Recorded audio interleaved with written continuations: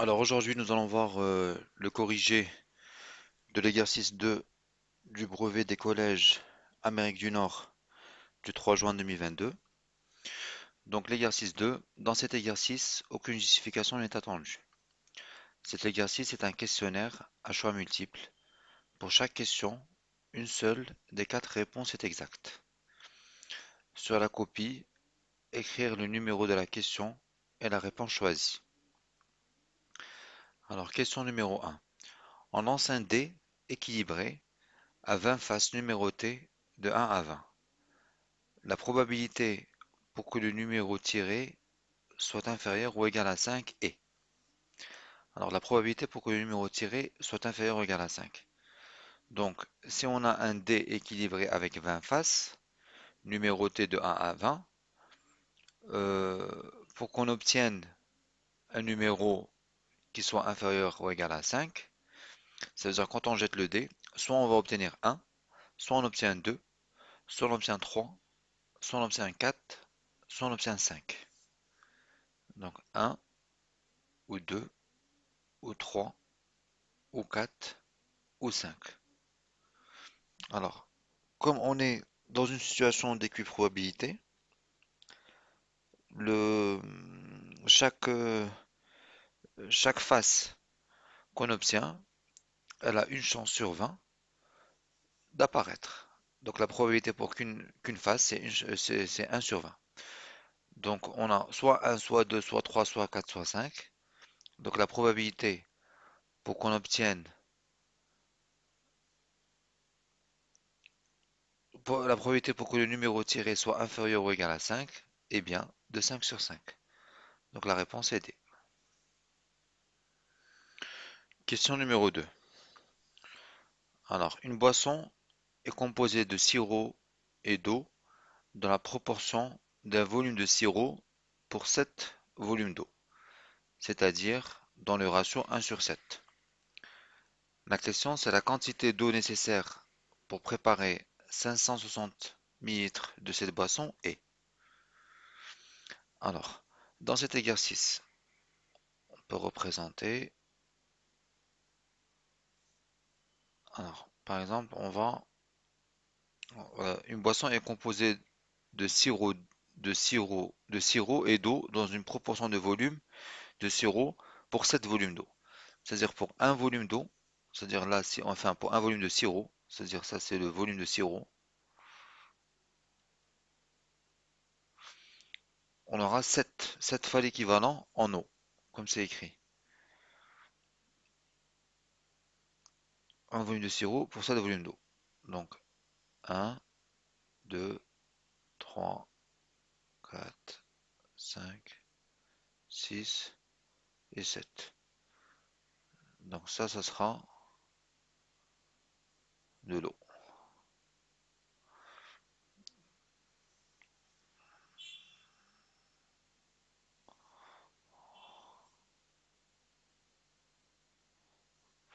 Ça sera du sirop. Donc un volume de sirop, 7 volumes pour 7 volumes d'eau. Alors, donc si vous voulez, euh, pour faire simple, pour 8 litres, si on a 8 litres, j'ai pris 8 parce que c'est 7 plus 1, pour 8 litres de boisson, pour 8 litres de boisson, on aura 1 litre de sirop et 7 litres d'eau. Donc on voit bien que la quantité de sirop, c'est le 1 huitième, et la quantité d'eau, c'est 7 huitièmes du volume total de la boisson.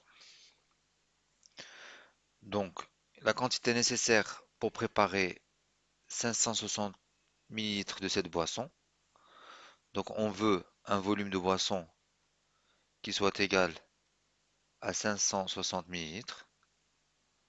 Donc, le 1 septième, le 1 huitième sera constitué de sirop et le 7 huitième sera constitué d'eau. Donc, la réponse, c'est 7 huitièmes fois 560. Voilà. Ce qui donnera 490 millilitres.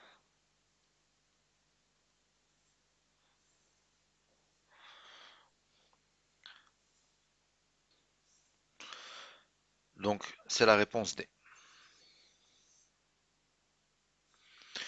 Question numéro 3. La fonction linéaire f telle que f de 4 sur 5 égale à 1 est. Alors, on cherche quelle est la fonction linéaire avec laquelle on pourra obtenir ce résultat. F de 4 sur 5 égale à 1. Alors, juste un petit rappel. On a dans le chapitre concernant les fonctions, on avait vu les fonctions affines. Fonction affine, c'est une fonction qui s'écrit de cette forme-là, ax plus b. Voilà, et elle est linéaire. C'est-à-dire qu'il n'y a pas de, c'est pas, il n'y a pas de division, il n'y a pas d'exposant, il n'y a pas beaucoup. Enfin, c'est une fonction linéaire. Voilà. Euh, donc ça, c'est la fonction affine, avec a qui est le coefficient directeur et b qui est l'ordonnée à l'origine, dans la représentation graphique. Alors que la fonction linéaire,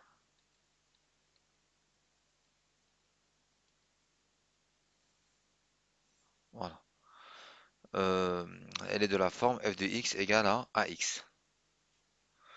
En fait, la fonction linéaire est un cas particulier de la fonction affine, c'est-à-dire une fonction quand b égale à 0, ben on obtient cette écriture. Alors la représentation graphique, juste pour rappel de la fonction linéaire, la représentation graphique, elle est de cette forme. Donc c'est une droite, mais qui passe par l'origine, parce que b égale à 0. Donc elle sera soit comme ça, enfin comme ça, ou comme ça. Voilà. Et c'est là où on retrouve le coefficient directeur. Quand a est positif, elle est de cette forme-là. Quand a est négatif, elle est de cette forme-là. Voilà. Donc, pour répondre à la question, alors, euh, donc du coup, fonction linéaire, ça c'est pas fonction linéaire, et ça ce n'est pas une fonction linéaire. Donc la réponse doit être soit B, soit C. Alors, euh, on peut le voir tout simplement, enfin, par exemple, on peut travailler, alors, on a deux méthodes. Soit on travaille par exemple par élimination, on pose cette expression, donc on a f de x égale à 4 sur 5 fois x, et est-ce que f de 4 sur 5 égale à 1? Alors f de 4 sur 5, quand on remplace ici par 4 sur 5, on obtient 16 sur 25, donc on ne va pas obtenir 1. Donc on voit rapidement que ce n'est pas cette fonction. Voilà, f de 4 sur 5 égale 4 sur 5 fois 4 sur 5 égale à 4 fois 4, 16, 5 fois 5, 25. Ok. Par contre, la deuxième, f de x égale à 5 sur 4 fois x, c'est bien celle-ci, parce que f de 4 sur 5, on voit bien qu'on va remplacer ici par 4 sur 5, les 5 s'en vont et les 4 s'en vont et on obtient 1. f de 4 sur 5 égale à 5 sur 4 fois 4 sur 5, 4 part avec 4, 5 part avec 5, parce que c'est un produit, égal à 1. Alors, deuxième manière de trouver le même résultat, au fond, il demande quelle est la fonction linéaire telle que f de 4 sur 5 égale à 1. Alors, si c'est une fonction linéaire, donc elle est de la forme f de x égale à ax. Voilà. Dans cette fonction linéaire, on a un point de coordonnées 4 sur 5, 1 qui appartient bien à cette droite linéaire dans la représentation d'une droite. Donc, les coordonnées de ce point-là vérifient l'équation.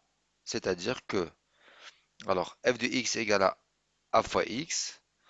Trouver la fonction linéaire, c'est trouver ce a-là. Alors, f de 4 sur 5 égale à 1. Donc, j'écris f de 4 sur 5 égale à a qu'on cherche, fois, bon, x y vaut 4 sur 5, donc 4 sur 5. Et on nous dit que f de 4 sur 5 égale à 1. Donc, je résous cette équation-là. A égale à 4, a fois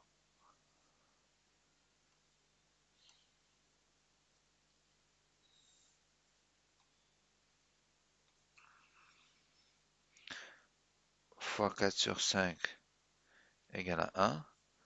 Donc A. Donc ça c'est équivalent à A. Ça vient en haut. Ça descend en bas. Vu que c'est un produit. A égale à 5 sur 4. Donc ça veut dire que f de x égale à... Donc là je remplace. En fait on cherchait quelle est la fonction linéaire telle que f de 4 sur 5 égale à 1. Donc on remplace le A. Ça vaut bien 5 sur 4 fois x.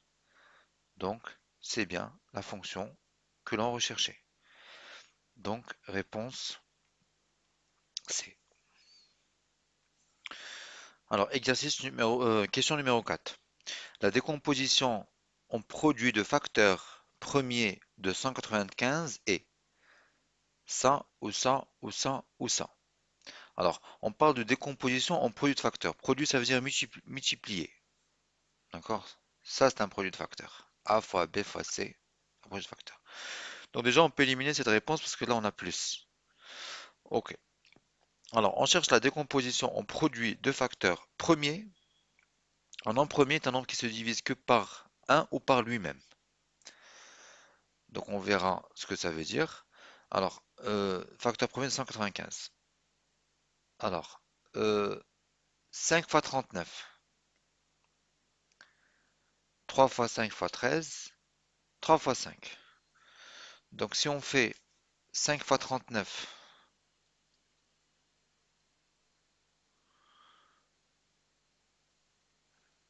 on va obtenir, on obtient bien 195. Sauf que 39 n'est pas un nombre premier. Pourquoi 39 n'est pas un nombre premier? Un nombre premier, on avait dit, il se divise que par un ou par lui-même. Enfin, se divise par un, qu'est-ce que ça sous-entend? Par exemple, 39, ça vaut aussi 3 fois 13. Donc 39 n'est pas un nombre premier.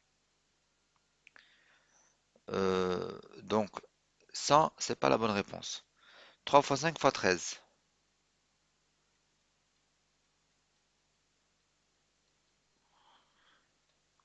On va obtenir 195.